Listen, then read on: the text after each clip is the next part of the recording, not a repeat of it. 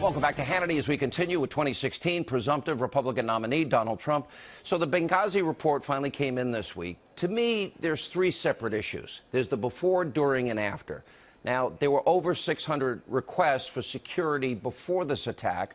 The Red Cross, Great Britain had pulled out of the area because it was unsafe.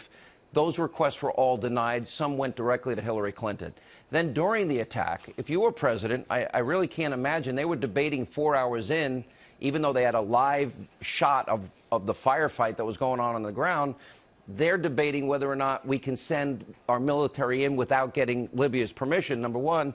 And they kept having our military men and women change their clothes because they didn't want to offend the Libyans if our military went in to save American lives in uniform. How would you have, and then the lie afterwards, which I'll get to in a second, how would you have handled that if you were watching in real time Americans under fire at the American consul and an ambassador under fire?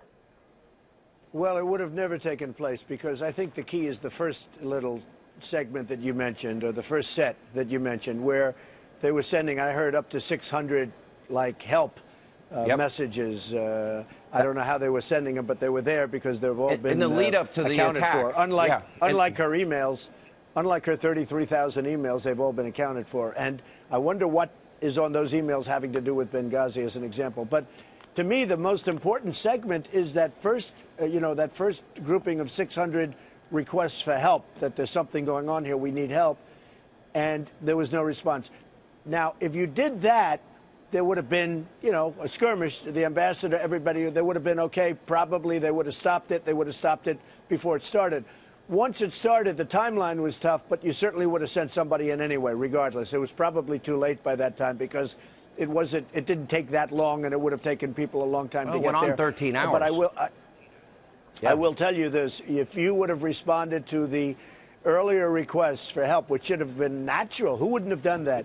Then there would have been no problem in the first place. So that would have been the thing. That was the biggest mistake of the group. The rest was just horribly handled, a horrible leadership. She's a horrible leader. You would have debated whether Bernie or not, Sanders. Would you have debated the idea of asking permission to send in our military people? Would you have debated what clothes they wear?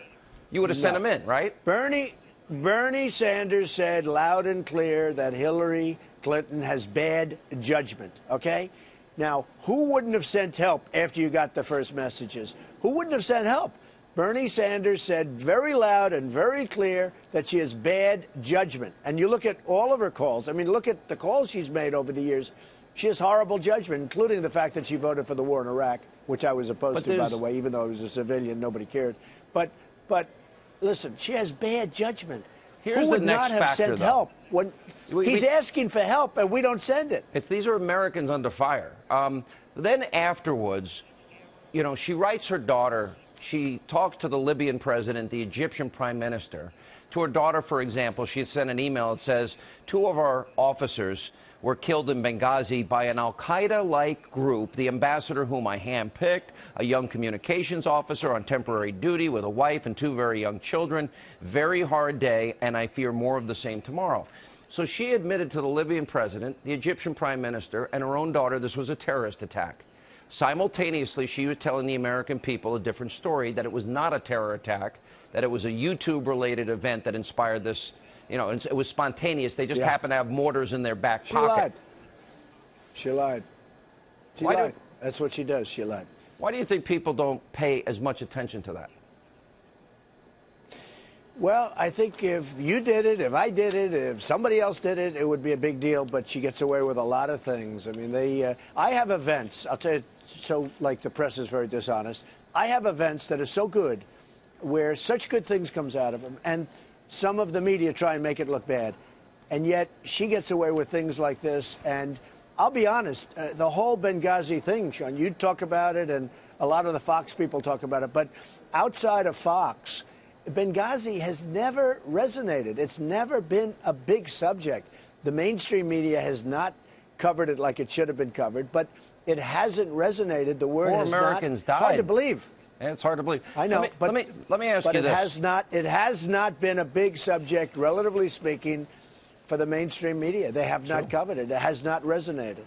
It should have, but it hasn't. Loretta Lynch met with Bill Clinton while she's potentially is weighing an indictment against his wife. Now, she claims that, you know, she boarded the plane. She was on the plane with Bill Clinton for 30 minutes. They were talking about their grandchildren and sports. Is this an issue where you think the credibility, for example, if a criminal referral comes from the FBI, do you think the Attorney General needs to now recuse herself? Well, when I first heard that yesterday afternoon, I actually thought they were joking. I thought the people that told me was, you know, I said, no way. It's just no way that's going to happen. And it happened.